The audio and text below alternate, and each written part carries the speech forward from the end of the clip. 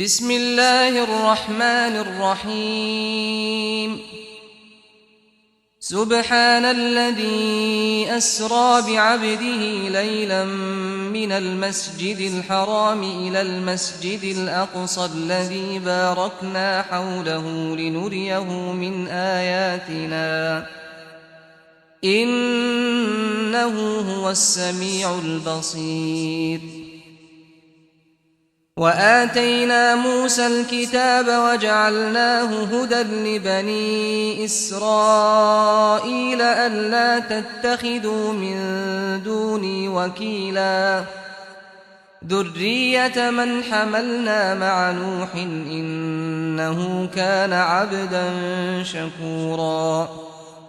وقضينا إلى بني إسرائيل في الكتاب لتفسدن في الأرض مرتين ولتعلن علوا كبيرا. فإذا جاء وعد أولاهما بعثنا عليكم عبادا لنا أولي بأس شديد فجاسوا خلال الديار وكان وعدا مفعولا. ثم رددنا لكم الكرة عليهم وأمددناكم بأموال وبنين وجعلناكم أكثر نفيرا. إن أحسنتم أحسنتم لأنفسكم وإن أسأتم فلها. فإذا جاء وعد الآخرة ليسوءوا وجوهكم وليدخلوا المسجد كما دخلوه أول مرة وليتبروا ما علوا تتبيرا. عسى ربكم أن يرحمكم وإن عدتم عدنا وجعلنا جهنم للكافرين حصيرا.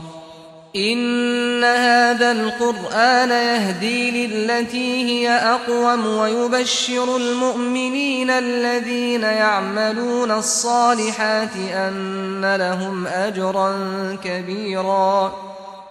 وأن الذين لا يؤمنون بالآخرة أعتدنا لهم عذابا أليما.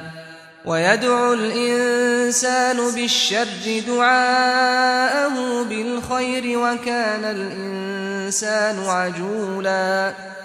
وجعلنا الليل والنهار آيتين فمحونا آية الليل وجعلنا آية النهار مبصرة لتبتغوا فضلا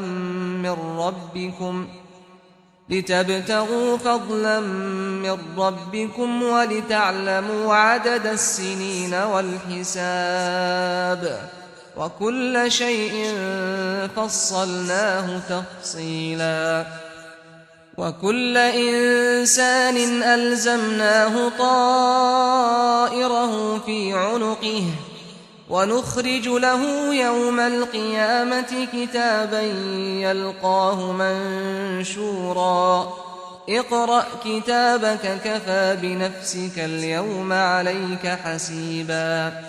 من اهتدى فإنما يهتدي لنفسه ومن ضل فإنما يضل عليها ولا تزر وازرة وزر أخرى وما كنا معذبين حتى نبعث رسولا. وإذا أردنا أن نهلك قرية أمرنا مترفيها ففسقوا فيها فحق عليها القول فدمرناها تدميرا. وكم أهلكنا من القرون من بعد نوح وكفى بربك بذنوب عباده خبيرا بصيرا. من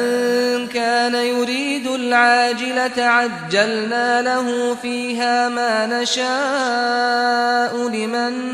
نريد ثم ثم جعلنا له جهنم يصلاها مذموما مدحورا ومن أراد الآخرة وسعى لها سعيها وهو مؤمن فأولئك كان سعيهم مشكورا كلا نمد هؤلاء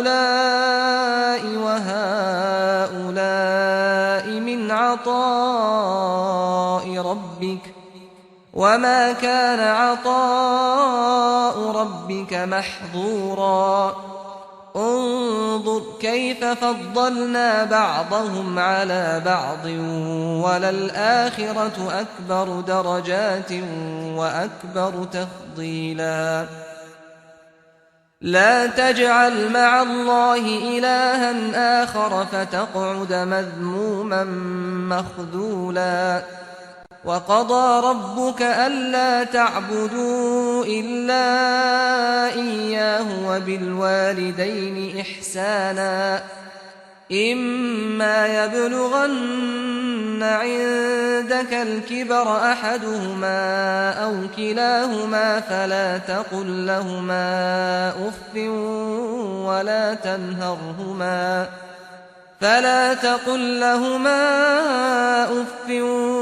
ولا تنهرهما وقل لهما قولا كريما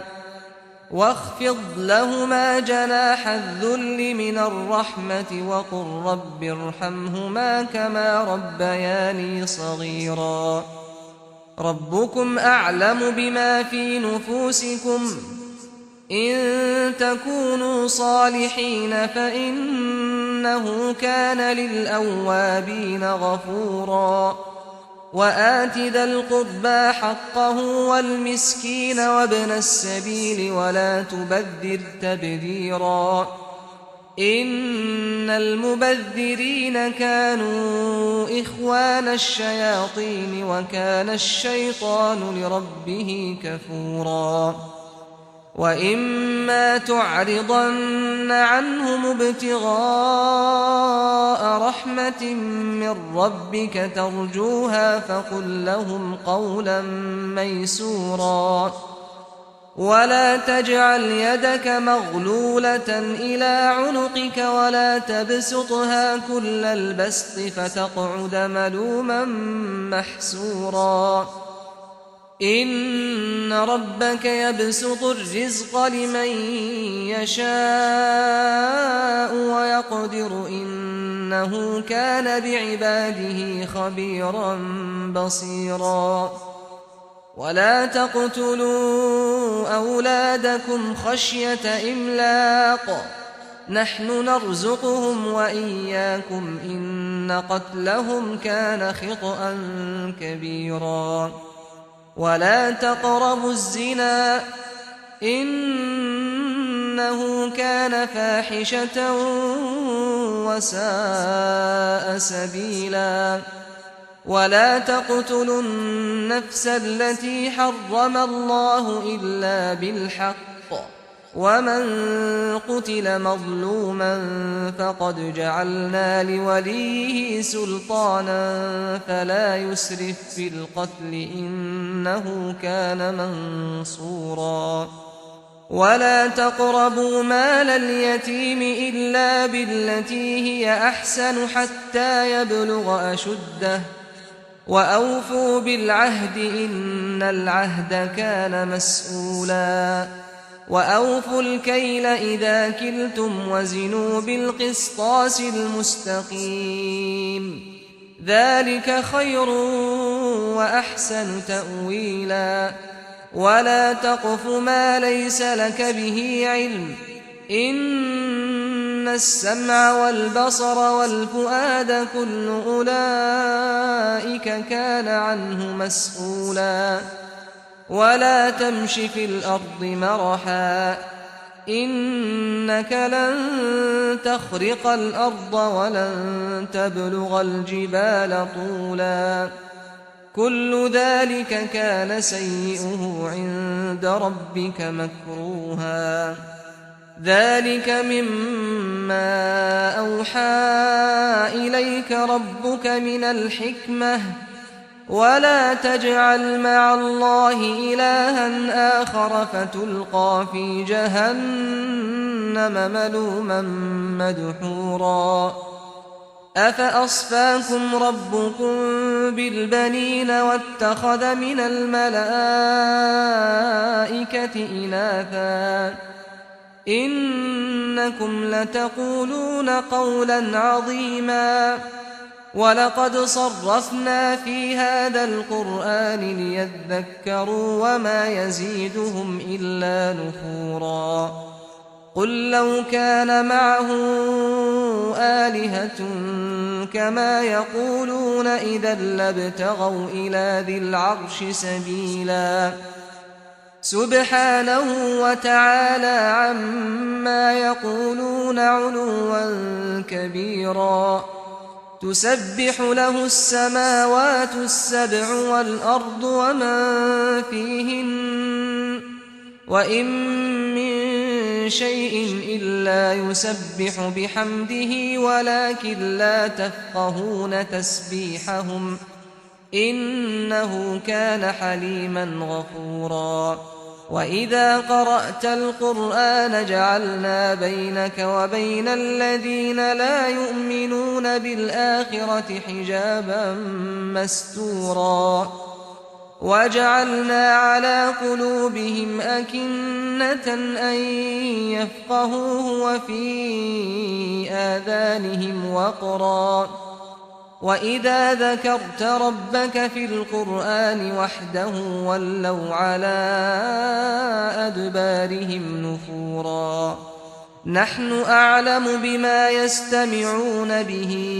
إذ يستمعون إليك وإذ هم نجوى إذ يقول الظالمون إن تتبعون إلا رجلا مسحورا انظر كيف ضربوا لك الأمثال فضلوا فلا يستطيعون سبيلا وقالوا أئذا كنا عظاما ورفاتا أئنا لمبعوثون خلقا جديدا قل كونوا حجارة أو حديدا أو خلقا مما يكبر في صدوركم فسيقولون من يعيدنا قل الذي فطركم أول مرة فسينغضون إليك رؤوسهم ويقولون متاه وقل عسى أن يكون قريبا يوم يدعوكم فتستجيبون بحمده وتظنون إن لبثتم إلا قليلا وقل لعبادي يقولوا التي هي أحسن إن الشيطان ينزغ بينهم إن الشيطان كان للإنسان عدوا مبينا ربكم أعلم بكم إن يشأ يرحمكم أو إن يشأ يعذبكم وما أرسلناك عليهم وكيلا وربك أعلم بمن في السماوات والأرض ولقد فضلنا بعض النبيين على بعض وآتينا داود زبورا قل ادعوا الذين زعمتم من دونه فلا يملكون كشف الضر عنكم ولا تحويلا أولئك الذين يدعون يبتغون إلى ربهم الوسيلة أيهم أقرب ويرجون رحمته ويخافون عذابه إن عذاب ربك كان محذورا وإن من قرية إلا نحن مهلكوها قبل يوم القيامة أو معذبوها عذابا شديدا كان ذلك في الكتاب مسطورا وما منعنا أن نرسل بالآيات إلا أن كذب بها الأولون وآتينا ثمود الناقة مبصرة فظلموا بها وما نرسل بالآيات إلا تخويفا وإذ قلنا لك إن ربك أحاط بالناس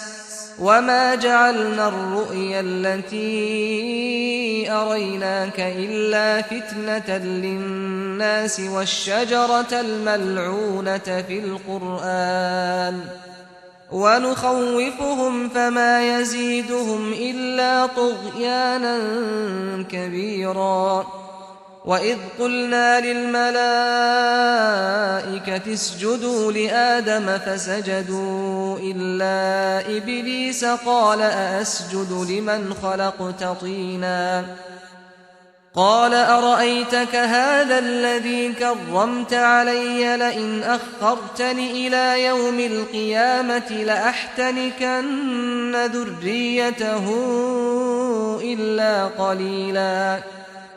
قال اذهب فمن تبعك منهم فإن جهنم جزاؤكم جزاء موفورا واستفزز من استطعت منهم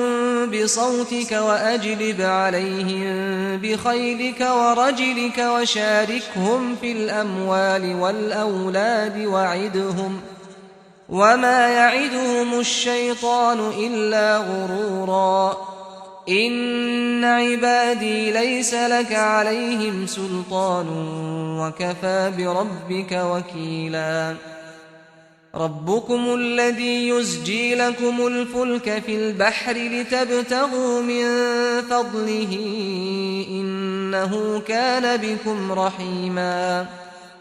وإذا مسكم الضر في البحر ضل من تدعون إلا إياه فلما نجاكم إلى البر أعرضتم وكان الإنسان كفورا أفأمنتم أن يخسف بكم جانب البر أو يرسل عليكم حاصبا ثم لا تجدوا لكم وكيلا أم أمنتم أن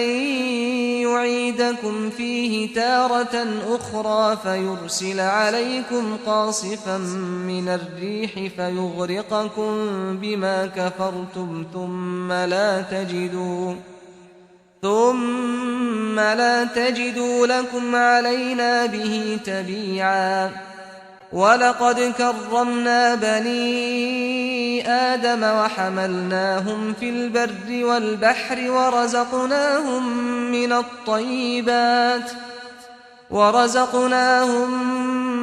من الطيبات وفضلناهم على كثير ممن خلقنا تفضيلا يوم ندعو كل أناس بإمامهم فمن أوتي كتابه بيمينه فأولئك يقرؤون كتابهم ولا يظلمون فتيلا ومن كان في هذه أعمى فهو في الآخرة أعمى وأضل سبيلا وإن كادوا ليفتنونك عن الذي أوحينا إليك لتفتري علينا غيره وإذا لاتخذوك خليلا ولولا أن ثبتناك لقد كدت تركن إليهم شيئا قليلا إذا لأذقناك ضعف الحياة وضعف الممات ثم لا تجد لك علينا نصيرا وإن كادوا ليستفزونك من الأرض ليخرجوك منها وإذا لا يلبثون خلافك إلا قليلا سُنَّةَ مَن قَدْ أَرْسَلْنَا قَبْلَكَ مِن رُّسُلِنَا وَلَا تَجِدُ لِسُنَّتِنَا تَحْوِيلًا أَقِمِ الصَّلَاةَ لِدُلُوكِ الشَّمْسِ إِلَىٰ غَسَقِ اللَّيْلِ وَقُرْآنَ الْفَجْرِ ۖ إِنَّ قُرْآنَ الْفَجْرِ كَانَ مَشْهُودًا وَمِنَ اللَّيْلِ فَتَهَجَّدْ بِهِ نَافِلَةً لَّكَ عَسَىٰ أَن يَبْعَثَكَ رَبُّكَ مَقَامًا مَّحْمُودًا وَقُل رَّبِّ أَدْخِلْنِي مُدْخَلَ صِدْقٍ وَأَخْرِجْنِي مُخْرَجَ صِدْقٍ وَاجْعَل لِّي مِن لَّدُنكَ سُلْطَانًا نَّصِيرًا وَقُلْ جَاءَ الْحَقُّ وَزَهَقَ الْبَاطِلُ إِنَّ الْبَاطِلَ كَانَ زَهُوقًا وَنُنَزِّلُ مِنَ الْقُرْآنِ مَا هُوَ شِفَاءٌ وَرَحْمَةٌ لِّلْمُؤْمِنِينَ وَلَا يَزِيدُ الظَّالِمِينَ إِلَّا خَسَارًا وَإِذَا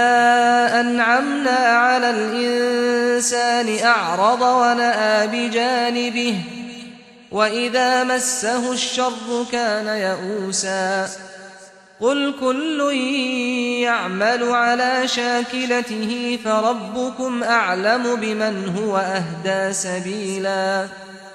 وَيَسْأَلُونَكَ عَنِ الرُّوحِ قُلِ الرُّوحُ مِنْ أَمْرِ رَبِّي وَمَا أُوتِيتُم مِّنَ الْعِلْمِ إِلَّا قَلِيلًا وَلَئِن شِئْنَا لَنَذْهَبَنَّ بِالَّذِي أَوْحَيْنَا إِلَيْكَ ثُمَّ لَا تَجِدُ لَكَ بِهِ عَلَيْنَا وَكِيلًا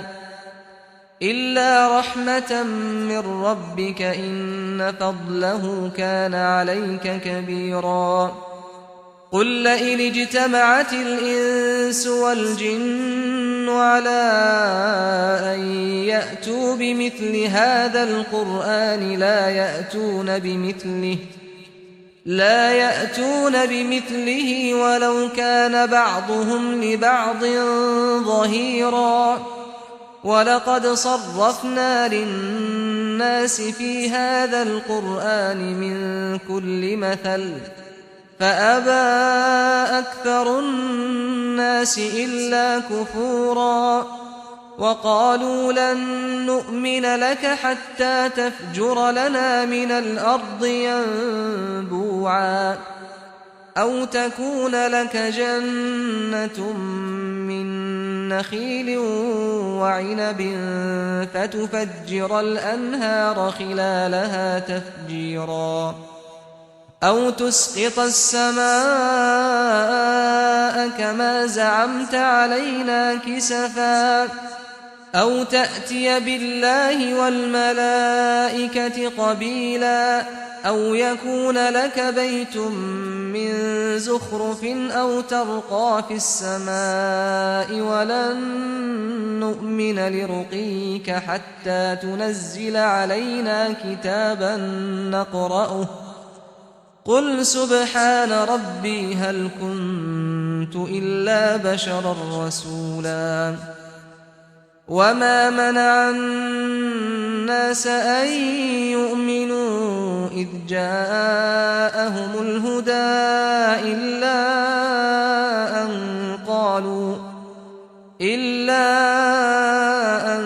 قَالُوا أَبَعَثَ اللَّهُ بَشَرًا رَّسُولًا قُل لَّوْ كَانَ فِي الْأَرْضِ مَلَائِكَةٌ يَمْشُونَ مُطْمَئِنِّينَ لَنَزَّلْنَا عَلَيْهِم مِّنَ السَّمَاءِ مَلَكًا رَّسُولًا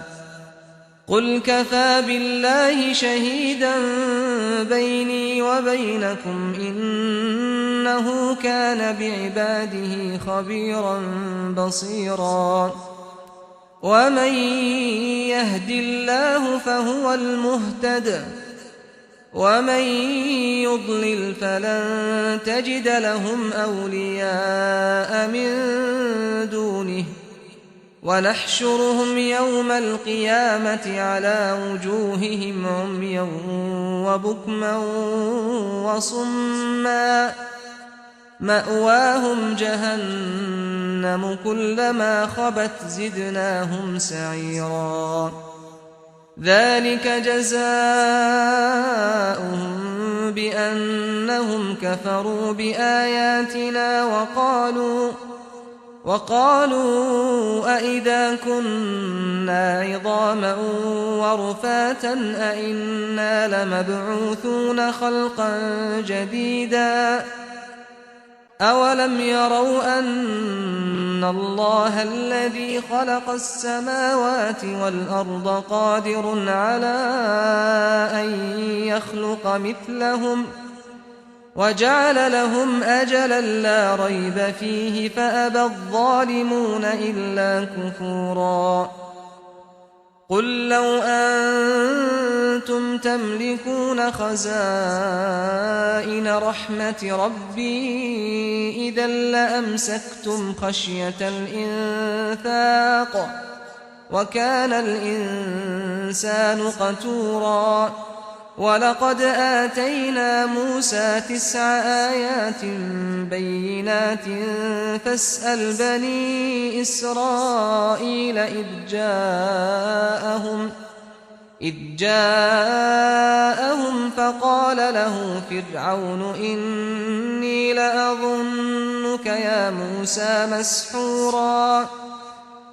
قال لقد علمت ما أنزل هؤلاء إلا رب السماوات والأرض بصائر وإني لأظنك يا فرعون مثبورا فأراد أن يستفزهم من الأرض فأغرقناه ومن معه جميعا وقلنا من بعده لبني إسرائيل اسكنوا الأرض فإذا جاء وعد الآخرة جئنا بكم لفيفا وبالحق أنزلناه وبالحق نزل وما أرسلناك إلا مبشرا ونذيرا وقرآنا فرقناه لتقرأه على الناس على مكث ونزلناه تنزيلا قل آمنوا به أو لا تؤمنوا إن الذين أوتوا العلم من قبله إذا يتلى عليهم يخرون للأذقان سجدا ويقولون سبحان ربنا إن كان وعد ربنا لمفعولا ويخرون للأذقان يبكون ويزيدهم خشوعا قل ادعوا الله أو ادعوا الرحمن أيما تدعوا فله الأسماء الحسنى ولا تجهر بصلاتك ولا تخافت بها وابتغ بين ذلك سبيلا وقل الحمد لله الذي لم يتخذ ولدا ولم يكن له شريك في الملك ولم يكن له ولي من الذل وكبره تكبيرا.